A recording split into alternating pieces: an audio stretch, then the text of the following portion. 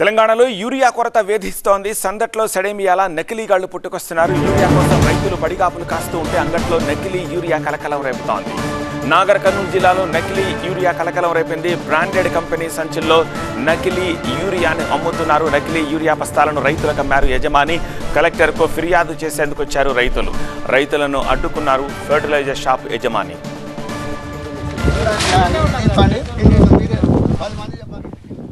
మరోవైపు తెలంగాణలో రైతులకు యూరియా కష్టాలు తప్పట్లేదు. ఉమ్మడి మెదక్ జిల్లాలో యూరియా కోసం రోడ్డెక్కారు రైతులు. నర్సాపూర్ అంబేద్కర్ చౌరాస్తాలో రైతులు ధర్నా చేశారు. రామాయంపేట మండలం కోనాపూర్లో రైతులు రాస్తారోకో చేశారు. మెదక్ సిద్దిపేట రహదారిపై రైతులు బైఠాయించారు. తక్షణమే యూరియా సరఫరా చేసి తమ కష్టాలు తీర్చాలని డిమాండ్ చేస్తున్నారు.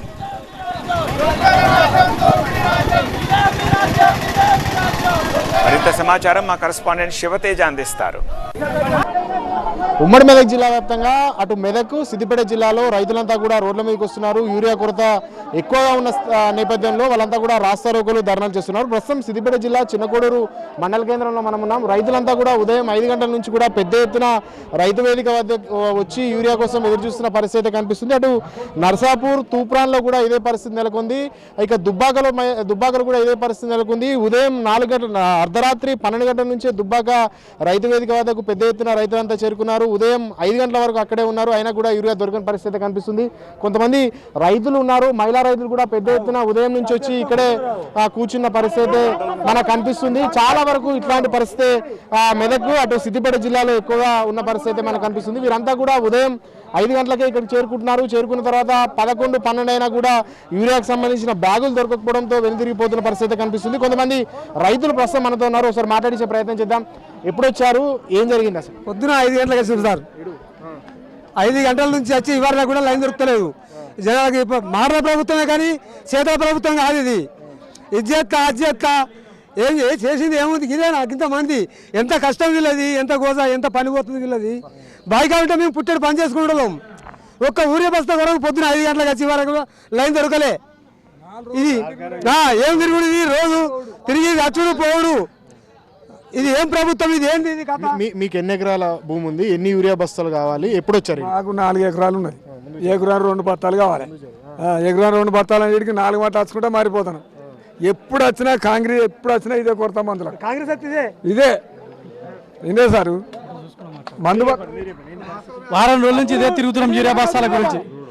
నా పేరు మీద 5 ఎకరాల భూమి ఉంది. వారం రోజుల నుంచి తిరుగుతున్నాం. రోజు 5 గంటలకు రావడం, మీద లైన్ కట్టడం, సీరియల్ అని పేపర్లు పెడుతున్నారు. పేపర్లకే పోతున్నాయి కానీ ఇంతవరకు ఒక బత్త ఇచ్చింది లేదు, చేసింది లేదు. మాకు ఇదే ఇబ్బంది అవుతుంది. వారం రోజుల నుంచి 5 గంటలకు రావాలి, 11, 12 గంటల దాకా కూర్చోవాలి, పోవాలి. ఇదే కథ అవుతుంది రోజు. మరి మా పరిస్థితి ఏంది?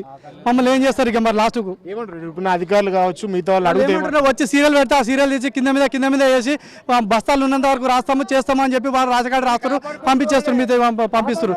వాళ్ళు అడుగున్న ఆఫీసర్లు కూడా కొంతమంది వాళ్ళ ఊర్లో వాళ్ళ పేపర్లు తెచ్చి కింద పెట్టి అడ్డుపెట్టి ఇచ్చేటప్పుడు కానీ కింద మీద వేసి వాళ్ళ ఊర్లో మందం వాళ్ళకి తెలిసిన వాళ్ళకి పంచి మిగతా అయితే వెళ్ళిపోతారు అయిపోగానే.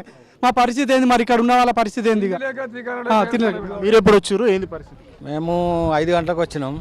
5 గంటలకు వస్తే అదే ఇక ఇప్పుడు వెనక ముంగడ పెట్టిన వాళ్ళు ఇక అంత కింద మీద అయినాయి. ఇప్పుడు ఆకలి కాబట్టి, దూప కాబట్టి టిఫిన్ లేదు, ఏది లేదు, అంత గావరైతారు. ఇంకా బస్తాలు కూడా ఇస్తలేరు. ఇబ్బంది అవుతుంది. ఆ జనాలు చూడండి. సో మొత్తంగా ఇది ఇప్పటికైతే పరిస్థితి.